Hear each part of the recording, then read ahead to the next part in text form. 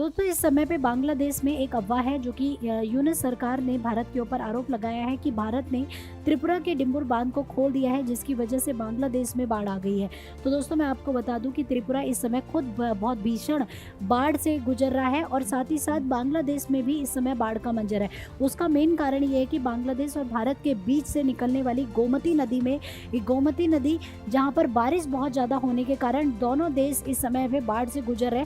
हालांकि विदेश मंत्रालय ने इन सभी आरोपों को गलत साबित करते हुए कहा कि ये एक रेन की वजह से, बारिश की वजह से ये मंजर हुआ है। बांग्लादेश के अंदर 12 से भी अधिक जिले पानी में डूब गए, जिससे 36 लाख लोग इससे इफेक्टेड हुए हैं।